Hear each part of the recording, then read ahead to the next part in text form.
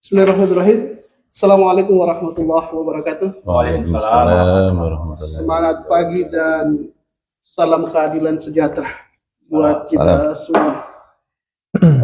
Halo PKS lovers di mana saja Anda berada. Alhamdulillah hari ini kita berada di salah satu kegiatan ya. Jadi kita hari ini ada di podcast PKS, podcast Kader Pesuar Ustaz. Oh. Ini podcast dadakan ini istilahnya, podcast dadakan tidak ada settingan ya. Kita coba mengisi waktu sebelum kita berkegiatan, insya Allah. Kita akan ngobrol santai, tapi insya Allah berbobot ya seputar dinamika perjuangan dan kiprah aktivitas kader di PKS Sulawesi Tengah Ustaz, insya Allah. Hari ini PKS se-Indonesia ini menggelar musyawarah daerah seluruh Indonesia, tidak terkecuali juga dengan Provinsi Sulawesi Tengah yang hari ini juga akan menggelar musda di seluruh DPD Sulawesi Tengah. Nah, alhamdulillah bersama kita hari ini juga salah satu Dewan Pimpinan Tingkat Wilayah DPTW PKS Sulawesi Tengah, yaitu Ketua DPW PKS Sulawesi Tengah, Bapak Ustadz Muhammad Wahyudin. Assalamualaikum Ustadz. Waalaikumsalam warahmatullahi wabarakatuh. Alhamdulillah. Dalam obrolan kita pada pagi hari ini saya juga ditemani salah satu jurnalis senior, ya, jurnalis senior Bapak Hanif, Ketua Bidang Komunikasi dan Digital DPW PKS Sulawesi Tengah. Baik, Pak Hanif boleh disapa dulu. Ya. Kita punya netizen. Masih gagu-gagu gitu ya. Soalnya ini fokus dadakan. Assalamualaikum warahmatullahi wabarakatuh. Selamat pagi ya. Jadi dalam keadaan seperti ini kita tetap semangat. Nah, insya Allah kegiatan musda kali ini bisa sukses dan bisa menghasilkan kepemimpinan yang bisa membawa kepada perubahan yang insya Allah. Ustaz, karena sebentar lagi kita mau ke tempat kegiatan Ustaz, jadi kita bincang-bincang dulu nih santai ya. Tapi insya Allah kita coba menggambarkan kegiatan musda ini secara umum Ustaz. Mungkin bisa diceritakan ke kita semua, mungkin termasuk netizen yang menyaksikan obrolan kita ini. Apa sih sebenarnya tujuan utama dari musda PKS Ustaz? Kenapa dilaksanakan serentak seluruh Indonesia? Ya, baik. Bismillahirrahmanirrahim. Rekan-rekan sekalian, sahabat-sahabat sekalian. Jadi musda ini bagian dari rangkaian agenda secara nasional. Setelah kemarin kita mengadakan musyawarah wilayah, ya, serentak juga seluruh Indonesia di hari yang sama, ya, di tanggal yang sama, di tempat yang berbeda, 38 provinsi ya di seluruh Indonesia.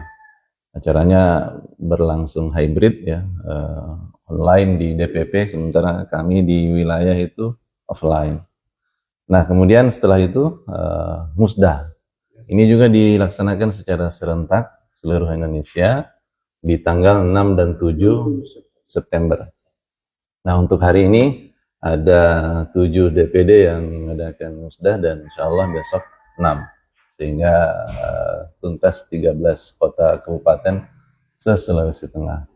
Jadi musda ini secara normatif ya bagian dari ADART, melaksanakan ADART agenda 5 tahunan. Untuk apa? Untuk melakukan peralihan kepemimpinan. Ya. Peralihan kepemimpinan atau bagian dari regenerasi kepemimpinan yang ada di PKS. Nah, yang berbeda adalah tidak ada proses pemilihan, yang ada proses penunjukan, ya. Bahkan boleh jadi nama-nama yang ditunjuk juga tidak mengetahui posisinya, diposisikan di amanah apa. Ya. Karena memang tugas-tugas kepartaian ini bukanlah sebuah jabatan yang prestise, tetapi dia adalah amanah pekerjaan, ya. Amanah aktivitas yang kita berharap aktivitas ini bernilai ibadah di sisi Allah Subhanahu wa taala. Seperti itu untuk Kalau untuk Sulawesi Tengah sendiri, Ustadz, apakah semua DPD yang menggelar musda ini atau masih ada yang belum siap? Sejauh ini suasananya seperti apa ini, Ustadz? Sejauh ini laporan terakhir yang kita terima semua DPD melaksanakan musda. Nah, cuma berhubung ada situasi nasional yang akhir-akhir ini masih ada reaksi ya perpolitikan, maka kita berikan dua opsi ya bagi teman-teman di daerah. Musdanya dilaksanakan secara terbuka dengan mengundang kalangan-kalangan eksternal ya, termasuk pemerintah daerah ya, bupati atau wakil bupati dan wali kota atau wakil wali kota. Nah, ada juga yang kemudian sifatnya tertutup. Jadi ini sangat bergantung kepada situasi di daerah masing-masing. Ya, kalau dia sifatnya tertutup berarti yang hadir juga terbatas. Ini hanya internal saja. Dan sedapat mungkin pesan dari Presiden PKS itu dilakukan secara sederhana. Ya, dilakukan secara sederhana itu. Sederhana itu maknanya begini, low cost high impact. So, low cost high impact gitu. Jadi besar, prosesnya sedikit. Ya, kemudian anggaran yang dikeluarkan tidak terlalu besar gitu ya. Jadi menunjukkan bahwasanya kita tidak ingin acara musda ini sebagai sesuatu yang wah, bermewah-mewahan gitu, menghabiskan puluhan juta gitu. Nah, sementara dampaknya kita tidak punya uang saja. tidak juga seperti itu. Ada lah. Ya, bagi daerah-daerah yang punya anggota dewan kan ada banpol ya, bantuan politik ya, yang dianggarkan setiap tahun. Dan musda ini bagian dari salah satu yang bisa dibiayai oleh dana banpol tersebut. Seperti itu. Nah, tentunya kita sebagai partai politik bolehlah berharap dana banpolnya dinaikkan gitu. Iya. Seperti itu. Ustadz, tadi kan dibilang penunjukan ya, Ustadz. Sejauh ini apa tidak ada reaksi atau gimana dinamika yang ada terjadi saat ini setelah teman-teman di DPTD itu ditunjuk? Bagaimana? Maksudnya ini kan beda dengan parpol lain, Ustadz. Ya. Biasanya itu riaknya itu ya, mohon maaf ini ya, kami tidak menyebutkan mana, tapi biasanya kan riaknya itu dinamisnya itu tinggi sekali. Ya. Ya, kalau di PKS sendiri gimana, Ustadz? Kader-kader dalam menyikapi? Kader PKS ini masih manusia. Iya. Masih manusia. Artinya tidak lolos juga sampai 100% penerimaan gitu. Ada ya mungkin satu dua orang gitu ya yang kemudian tidak bersedia dengan penunjukan tersebut ya, masalah posisi saja ya, mungkin dia merasa saya layaknya di sini tapi kenapa bukan di situ, sehingga ya mengajukan pengunduran diri. Nah, kita anggap itu sesuatu yang biasa ya, biasa terjadi ya. Paling tidak kita membiasakan agar supaya kader itu standby, diposisikan dimanapun dia diminta oleh partai. Dan kita sudah dididik ya sejak pertama kali masuk partai ya itu tadi ya, posisi struktural itu bukan sesuatu yang prestise, bukan sesuatu yang kemudian dikejar-kejar, toh tidak ada uang yang berselewaran gitu. Saya bisa tidak jadi ketua, ini ada 100 juta itu. Tidak akan ada lah. Seperti itu. Untuk target politiknya, setiap musda ini kan pasti ada program-program gimana nanti. Iya. Kalau dulu di periode sebelumnya ada yang namanya amanah musda. Nah, cuma kali ini agak dibalik. Biasanya munas dulu, muswil, baru musda. Kalau sekarang muswil dulu, musda, baru munas. Nah, gitu. Nah, biasanya amanah munas itu akan menjadi amanah muswil, akan menjadi amanah musda, turunannya. Nah, sehingga target-target secara umum belum dibahas di agenda musda ini. Ya, seperti itu. Tentu pelaksanaan musda ini banyak tantangan-tantangan juga mungkin setiap daerah itu ya. Kira-kira pelaksanaan musda ini apa tantangan yang terbesar bagi PKS Sulawesi Tengah sendiri? Apa namanya? Yang pelaksanaannya serentak ini kan biasanya kita dulu setiap DPD itu mandiri membuat kegiatan tidak serentak ya, karena sudah ada apa namanya masing-masing punya penjadwalan sendiri. Nah, pada musda kali ini serentak. Kira-kira tantangannya dalam musda serentak ini seperti apa, Ustaz? Tantangan ada, tapi saya melihat masing-masing DPD itu dengan cepat menyesuaikan diri. Ya, artinya dengan waktu yang terbatas, tapi kemudian mereka mempersiapkan secara maksimal pelaksanaan musda ini. Biar bagaimanapun musda ini bagian dari keinginan para anggota untuk melihat sampai sejauh mana terjadi proses peralihan kepemimpinan di tubuh PKS. Nah, apalagi sekarang kita mendapatkan amanah dari presiden partai itu di jajaran pimpinan, ya di jajaran pimpinan itu sedapat mungkin usianya 40 tahun ke bawah, gitu ya, 40 tahun ke bawah untuk di daerah.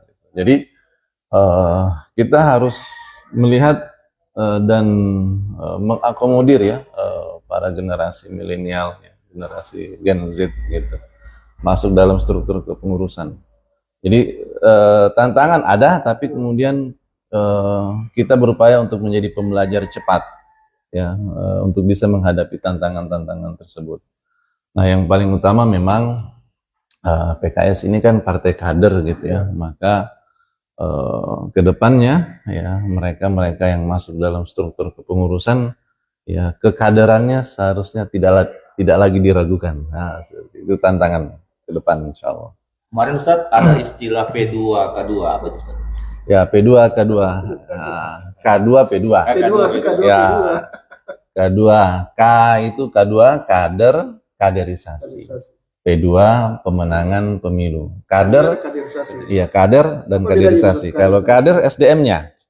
Bagaimana kemudian kita 5 tahun ke depan ini diamanahkan oleh Presiden agar supaya memperhatikan kondisi kader. Ya, jangan sampai kemudian kader ini dipakai secara sumber daya tenaganya, waktunya, tapi kemudian kondisi mereka tidak terperhatikan. Ya, oleh struktur, oleh pejabat publik terutama gitu. Maka di kepengurusan kali ini dititik tekankan sekali agar supaya kondisi kader itu diamati, dicermati dengan baik. Nah, nanti tanggal 16 September sampai tanggal 26 September akan ada sensus nasional bagi kader. Itu bayangannya, kalau kabarnya ya pertanyaannya itu sekitar ya ratusan. Untuk apa? Untuk memotret secara utuh kondisi kader yang ada di PKS ini, sehingga penanganan atau program atau agenda itu akan berdampak signifikan bagi perbaikan kualitas, kuantitas kehidupan para anggota. Nah, kalau kaderisasi mesinnya.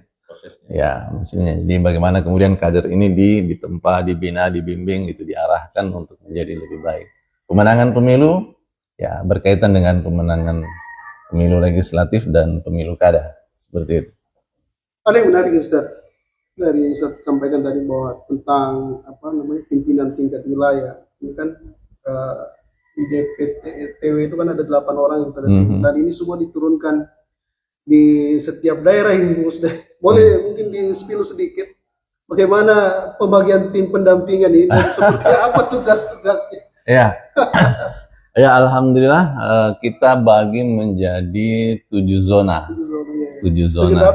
Ya, 7 zona. 7. Tidak juga mewakili dapil ya. Tidak pakai dapil, tapi dibagi 7 zona karena anggotanya ada 8 dan 7 zona ini kemudian diatur waktunya. Ada yang Sabtu, ada yang Ahad, ya, sehingga pimpinan atau anggota DPTW itu hadir di setiap acara musda.